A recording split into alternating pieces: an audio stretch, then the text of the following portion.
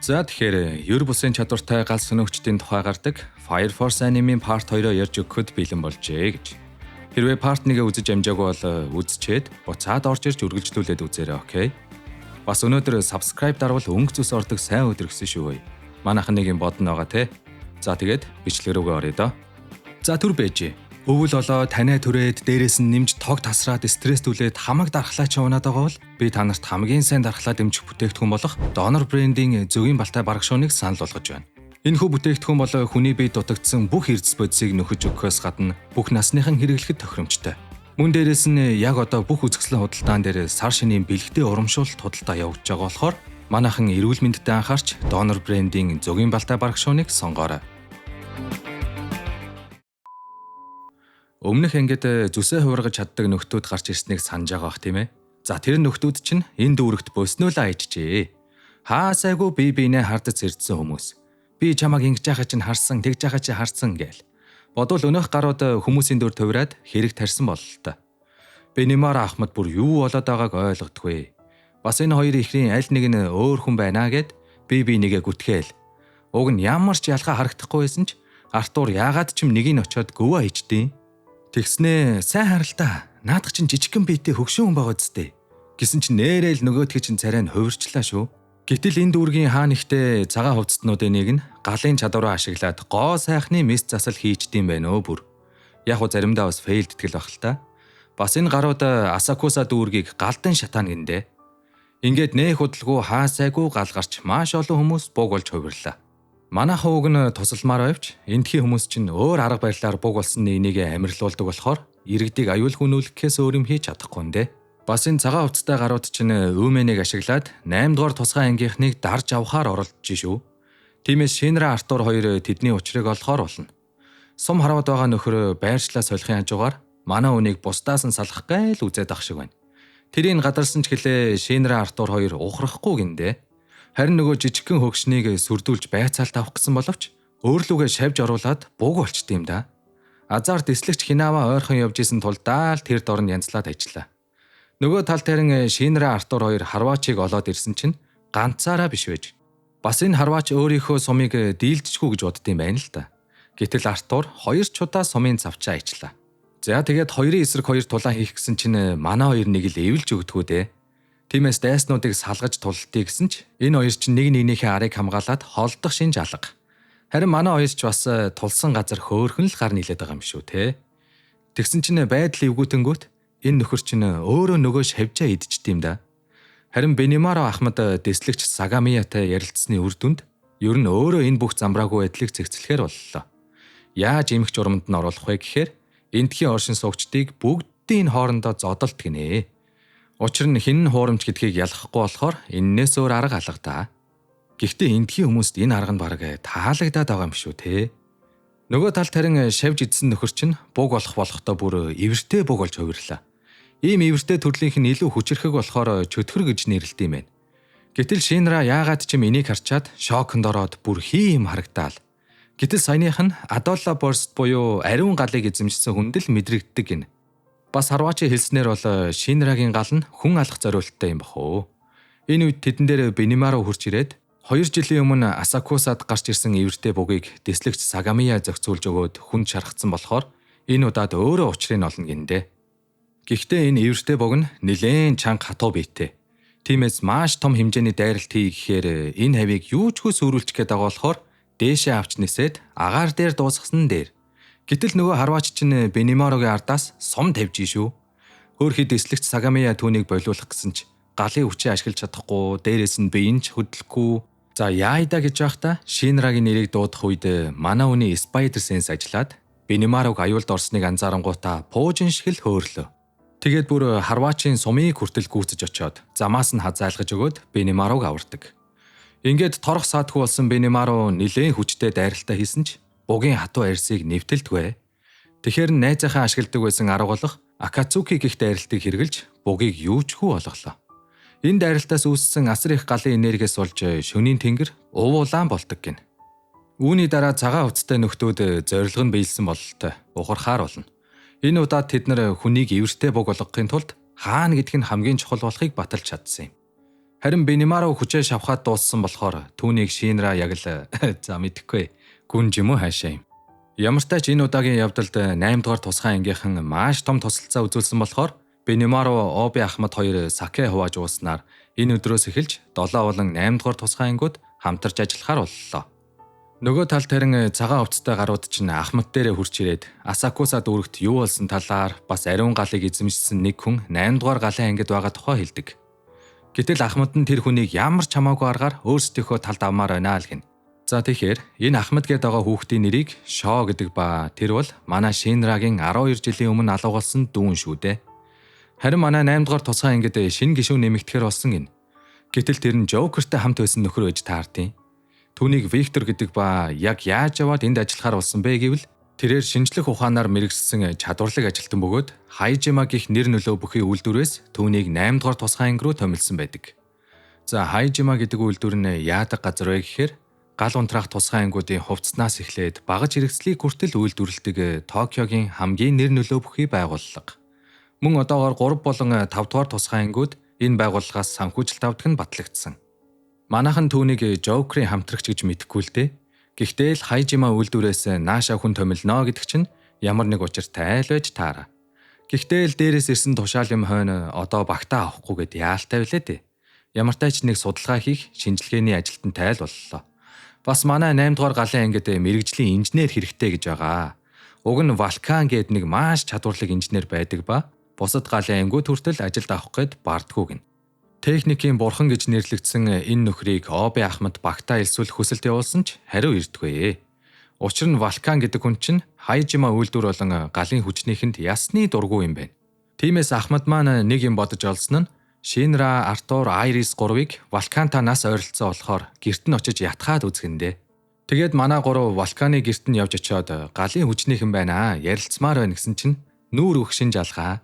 Энэ үед харин нэг жоохон хүүхэд хурж ирснээ өөрийгөө Валканы шав гэж шүү.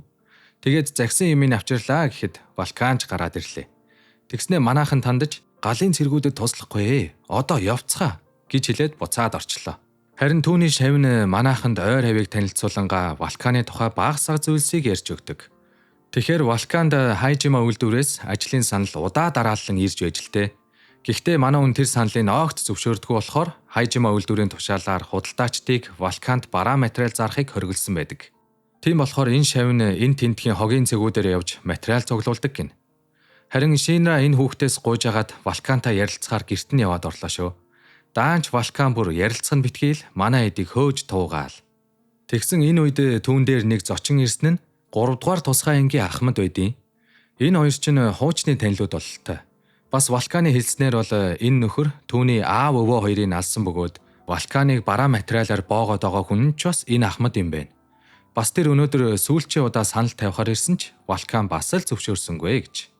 Харин Шинра маань 8 дугаар тусгай анги бол бусдаасаа өөр шүү. Бид нар чам тусалж чаднаа гэд Валканыг ятгсан ч тэрээр зөвшөөрөөгүй ч гэлээ манай эдэд өөрийн бүтээлээ харуулчаад явуулъя гинэ. Гэтэл энэ дэлхий дээр гал гарч гамшиг болохоос өмнө амьдарч байсан амьтдын хийсвэр дүрслэл байдаг. Валканы мөрөөдөл бол Аматерасу шиг. Гэхдээ бүр том энерги их үүсвэр зохион бүтээгээд дэлхийг тэр чигтэн эрчим хүчээр хангаж устдаж үгүй болж байгаа амьтдыг дахин амьдрах газартай болгохын гин. Хөөхөн мөрөөдөлтэй юм бэ те яасан. Бас Валканы гэр бүлийнхэн дээр үеэс л Хайжима үйлдвэртэй таарамжгүй харилцаатай байсан гин. Түүний өвөө нь 2 шавьтай байсан ба нэг нь Валканы аав, нөгөөх нь одоогийн 3 дугаар тусгай ангийн Ахмад. Гэтэл нэг л өдөр Валканы аав өвөө хоёр нь буг болон шатаж өгчээ. Үүний дараа нөгөө шавь нь багшийнхаа ажилд орохыг хориглосон газар буюу Хайжима үйлдвэрт ажилд орсон гин. За тэгээд манайхан ч Валканыг ятгах чадаагүй болохоор яг буцах гэж байтал Шинрагийн Spider Sense ажиллаж шүү. Тэгээд бүр 3 дугаар ангийн Ахмад Валканыг устгах гэж хэлсэн нь хүртэл Шинрад сонсогдсон гин. Тиймээс манай 3 буцаж явхаа төр азнаад Валканыг хамгаалахаар боллоо. Тэгсэн чинь нөгөө Ахмад чинь Валканыг устгах гэж тушаал өгөх бөгөөд цагаан хувцснуудтай холбоо сүлбэтэй байж таарлаа шүү. Нөгөө дүүл нь бүр ядж яхад ямар олуулаа ирсэн юм бэ? Дээрээс нь бас ажиглалт хийж байсан Шинраг Ахмадгүй мэдсэн байдیں۔ Тэгээд манай үнийг барьж аваад сургаалч дээрээ аваачж өгнөө л гин.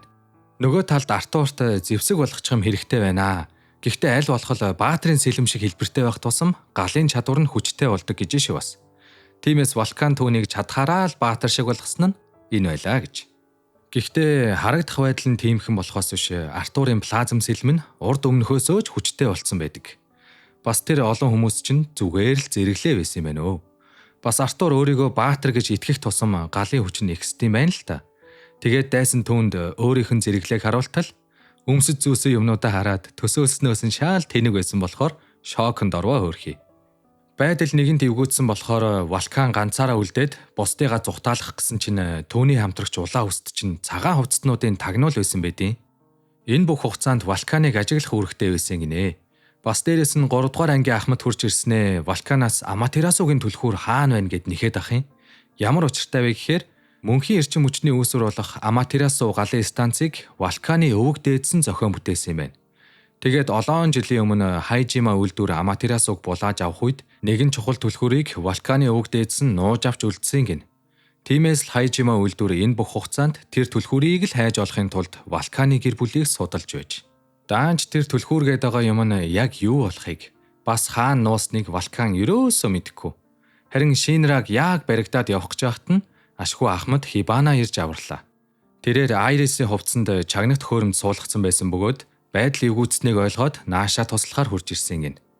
Энэ үед багтаа ахмадгүй нөгөө хайгаад байсан түлхүүрээ олчиж харин гаднаас Шинра хар ичээрээ орж ирээд түрүүчийн удаа өөрийн тогон цохиулж ухаан алдуулсныхаа хариуг харин ч нэг авлаа. Гэтэл гадаа Шинрагийн дүү шоо хүрээд ирсэн байх нь тэр. Ингээд манай хүн чинь 12 жилийн өмнө алга болсон дүүгээ хараад миний дүү ахтай ирээд өнсөөл гэсэн чинь шоо бүр төрсөн ахыгаа харчаад баярлж байгаа ч шинж алга. Бодвол нөгөө сургаалч гэдэг хүндээ тарих толгоогоо битүү угаалгацсан байлгүй. Тэгснээ Артурыг бол бүр шууд цааш нь харуулхад бэлэн байж ин тэр хөөе. Харин Шинраг ариун гал хэргэлдэг болохоор сургаалч руугаа авч явнаа гэж яхад нь нөгөө Виктор машинтайгаа хурж ирээд энэ эдийгээ аваад явлаа. Бас энэ улаан үст чинь яг аль талд нь орохоо мэдэхгүй байгаа мó хайшаа юм. За тэгсэн чинь шоо ямар гээчийн чадвартай юм бөө мэд. Яхаараа ч юм хурдан байдیں۔ Азар энэ үед Жокер хурж ирээд шок саатуулж өгч манай эд арай гэж молтарлаа. Жокер ер нь бол эдний бүлэгмийнх нь Шинраг өгөхгүй гэсэндээ л хүрээд ирсэн юм байна. Тэгээд манай эд амжилттай зовтсон болохоор үргэлжлүүлж тулдах шалтгаан байхгүйгээд яваад өглөө. Үүний дараа Вулканыг 8 дугаар тусгай анги дээр төр байрлуулахар болсон ба оройн хоол идэх зураа Оби ахмад түүнээс энд ажиллах тухай дахин нэг удаа асуухад Вулкан эхлээд ямартай ч гэрээрээ ороод гарнаа гэд өвөө аав хоёрынхоо булшин дээр хурж ирж галын хүчнийхэнтэй хамтрах болсондоо уучлал гуйснаар албан ёсоор манай талын хүн болсон байдаг. Хэд хоногийн дараа нэг болон 7 дугаар ангийн дэслэгч нар хурж ирээд сургаалч гэдэг нөхөр 3 дугаар ангийн ахмад хоёр яг ямар холбоос үлбэтэй болохыг мөн тэдний гар хөл болсон цагаан хувцастай гаруудын зориг болон байршлыг тагнаж эхэлсэн бөгөөд тэдний үлдээсэн мөр хаашаа чиглэж байгааг судлахаар Виктор ажилдаа гарсан байв. Бас болоогүй Жокер уйдсан юм уу яасын хүрээд ирсэн ч байх шиг. Энэ хоёр ч нэрээ нууц хамтрагч нар штэ тий. За тэр ч яах вэ? 8 дугаар ангийн хоёр Шинковыг эр хүн болгож хүмүүжүүлэхээр Бенемаро ахмад руу илгээсэн байдаг. Энд манай хоёр жинхэнэ тулааны бэлтгэлийг Бенемаро ахмадын хатуу шахалтан дор хийх болно.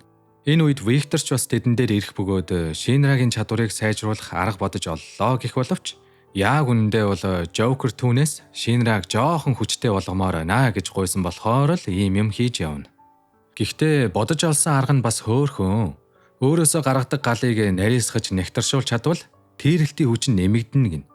Үүнийг нь Бенемаро туршиж үзэхэд нэрээ л ажиллаж шүү. Гэхдээ Шинра чинь Бенемарог бодвол галаа удирдах тал дээр туршлага гэдэг юм байхгүй болохоор сурах гэж нилээн болно доо. Нөгөө талд харин багийн шинхэн гишүүн Вулкан Макид зориулж түүний чадварт яг тохирсон шин төхөөрөмж зохион бүтээсэн байдаг. Харин Шинрагийн бэлтгэлд ерөөсөө ахиц гардаггүй. Артур бол бүр долоондор Бенемарогийн Мишокл гэсэн үг.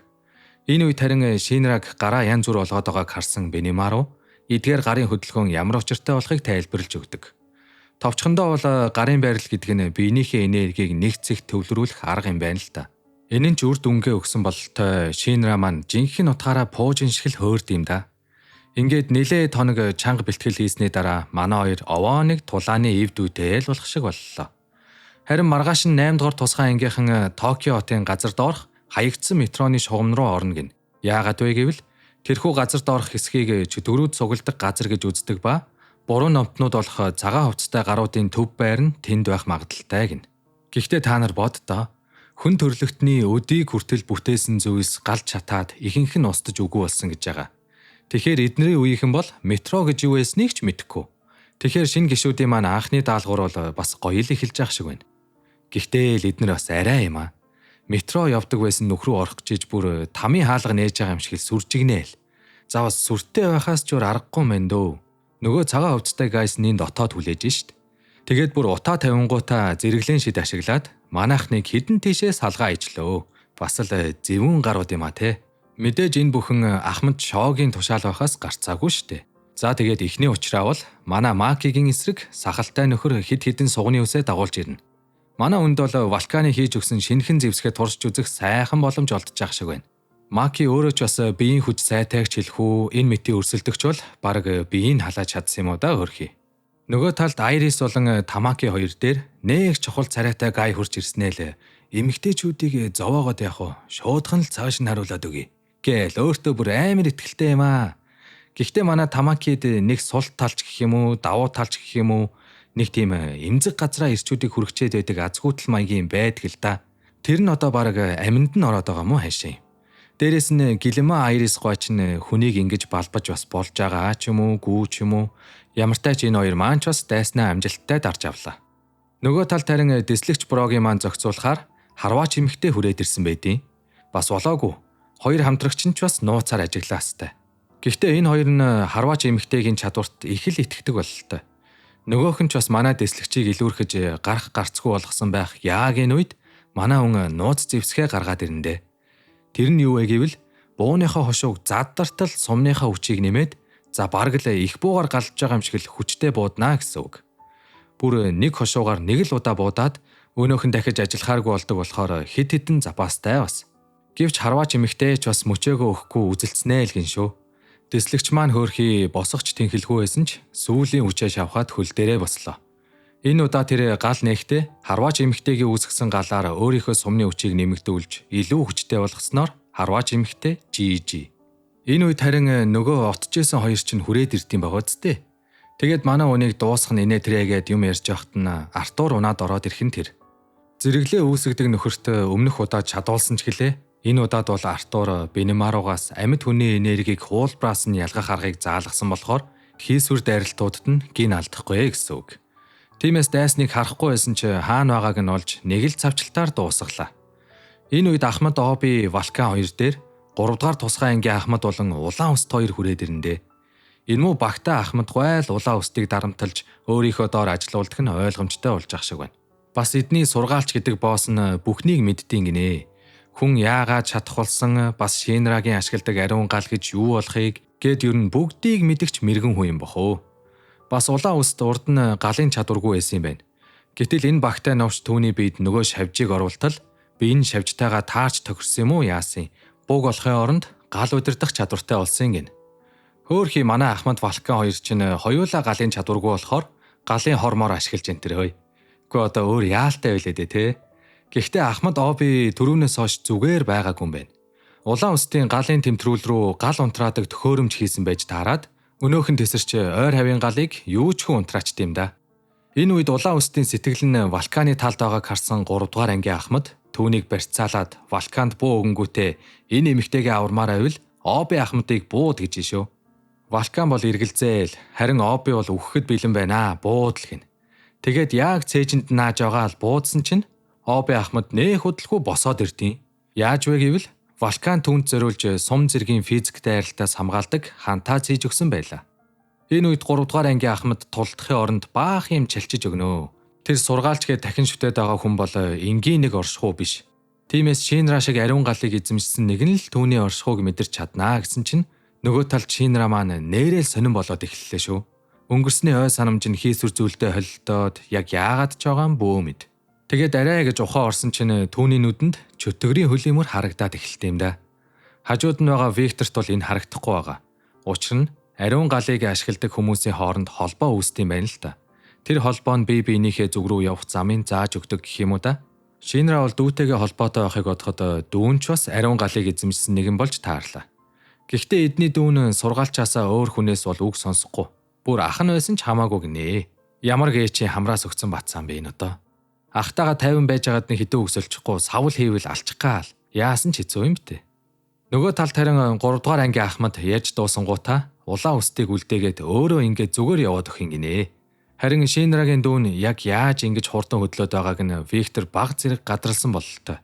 Энэ үед дүүн өөрийнхөө болон ахыхаа хүчний ялгаа ямар их болохыг тайлбарлаж хэлээд нэмэргүй болохоор шууд үзүүлэе гэснээ өөр хэмжээст орон зариу дагуулад ирлээ шүү.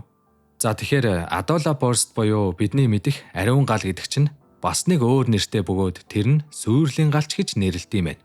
Энэ өөр хэмжээст ертөнц бол тэрхүү сүүрлийн галыг биедээ шингээсэн хүмүүс л ирж чадах бөгөөд энэ газар бол бидний мэдхээр там гэх юм уу да. Бас шоогийн ард харагдж байгаа нөхөр бол өнөөх алдартай сургаалч гэдэг чинь шүү дээ. Ерөнхийдөө бол шоо энэ сургаалчийнхаа ивэлд багтаж юр бусын чадвартай болсон нь өөрийнхөө эргэн тойрондох бүх амьд биетийн дулааныг бүр молекулын төвшөнд хүртэл хөргөж чаддаг. Ингэснээр бусад хүмүүсийн нүдээр тэр гэрлийн хурдаар хөдөлж байгаа мэт боловч тэдгээр хүмүүс нь зүгээр л орон зай цаг хугацааны баримжаагаа төр зур алдсан төдий. За яаж ин гайс ойлгож гин үү? Хэрвээ ойлгоогүй бол хэдэн секунд ухраагаад үзээрэй заа юу. Хэдийгээр Шинрагийн хурд хүч урдныхаасаа нэмэгдсэн ч гэлээ шоотой харьцуулахад хаана ч хүрдэггүй. Энэ янзаараа тулалцсаар байвал Шинра нэх удаан тэсэхгүй нь бололтой.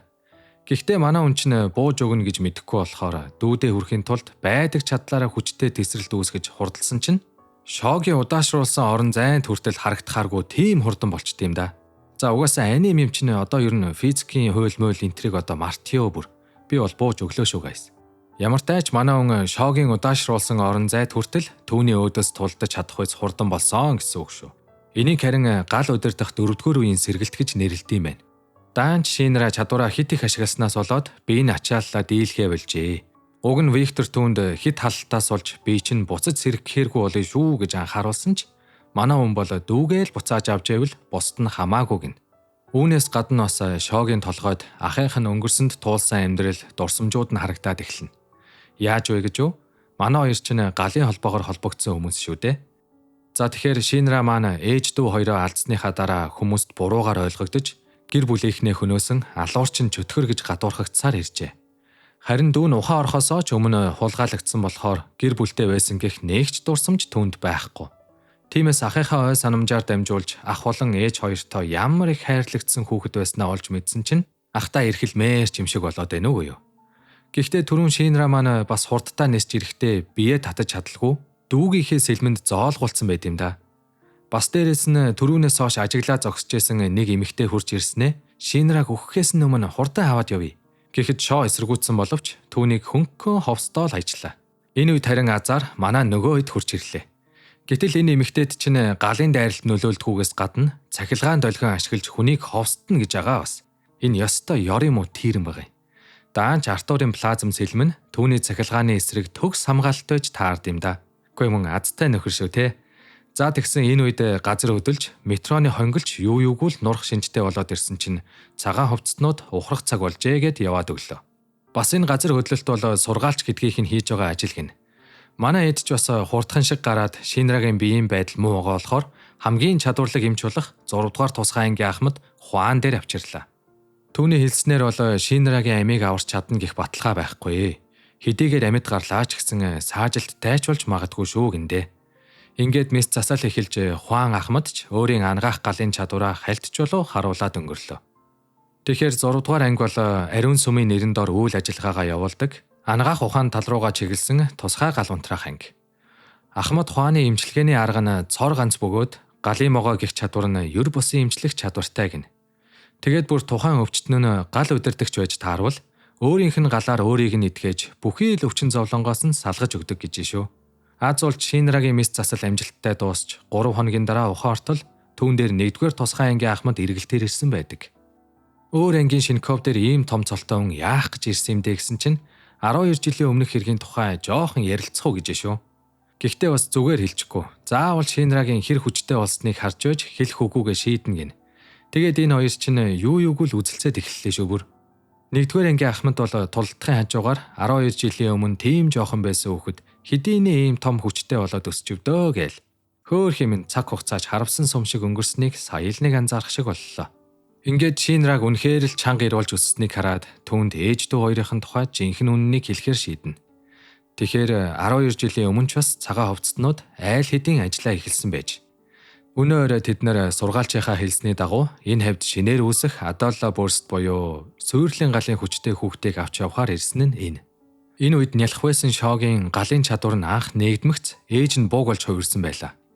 Мөн Шинрагийн 3 дугаар үеийн галын чадварч бас яг энэ үед л нээгдсэн юм байна. Бас цагаан хувцснууд нүдэ халахалдаг нь сургаалчийн цацруулсан гэрэл рүү харуул нүдэн сохордог гинүү. Ямар тайч нэг учиртай л болж таарч ах шиг байна.